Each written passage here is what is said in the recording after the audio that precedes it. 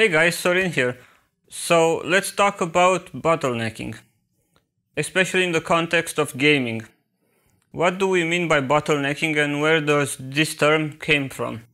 Well, the thing is, just picture a bottle of water. It has a neck, a bottle neck. The water cannot flow as easily because the bottleneck is actually narrower than the whole bottle. So if I were to cut over here, the water will just flow freely. So you can picture things like this. If your CPU is too weak and your GPU is more powerful than it can process data too fastly and your CPU is holding you back from getting, let's say, 120 frames per second in that game. The thing can go either way. You can have a very powerful CPU and a weak GPU. In that case, the GPU is holding you back. But how can you tell and when does it occur? Well, you have to keep in mind that each game and each application is quite different. Even if some games use the same game engine behind, developers make certain tweaks and modifications to it in order to suit their, I don't know, game style, whatever. That means that some games are CPU bound, they require a lot of processing power.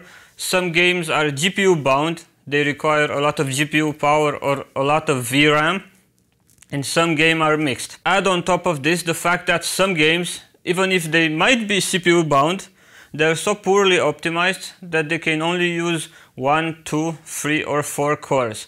That means that if you have a 16-core CPU, you might not see an improvement versus an 8-core CPU that has the same single thread rating speed. That means the speed of each core individually. So how can you find out what's the case? You can really just test this yourself. You need a small program like MSI Afterburner, and you need to enable the on-screen information while you game and put to see over there the CPU utilization and the GPU utilization. You could also put to see the RAM usage and VRAM usage while you're there. Then just play with your usual settings or the desired settings, play the game.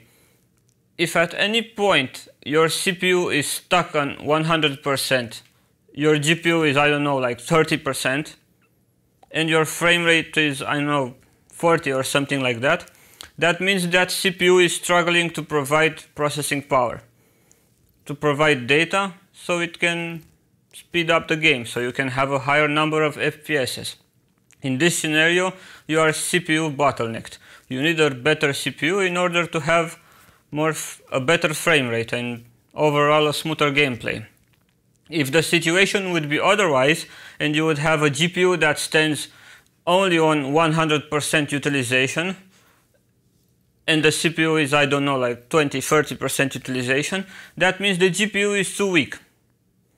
And if the VRAM is constantly full, a GPU with more VRAM might also help. I don't know, you have a 2 GB GPU, you might want to upgrade to a 4 one or 6. It really depends on the game title and as well as the patch of the game. You have to understand that manufacturers and game developers make constant tweaks. That's why you see some games getting patched, sometimes big patches, I don't know, 1 GB to 3 GB, and that's why we have driver updates. Everybody is working constantly to make things run smoother, but there are scenarios when you just need to upgrade your hardware. A lame example would be you have a Pentium Gold dual-core CPU, let's say, and you're trying to pair it with the RTX 2070. I mean, that's just going to be a CPU bottleneck from across the street.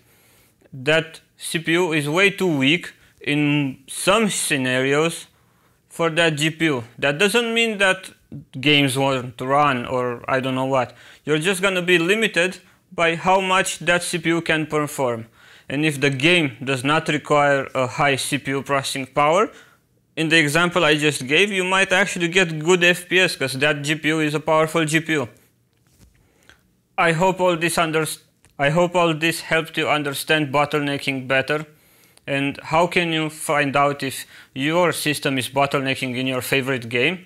If so, don't forget to subscribe to this channel, give this video a like, and tell me what other kinds of videos like this would you like to see in the future. Thanks so much for watching. Bye.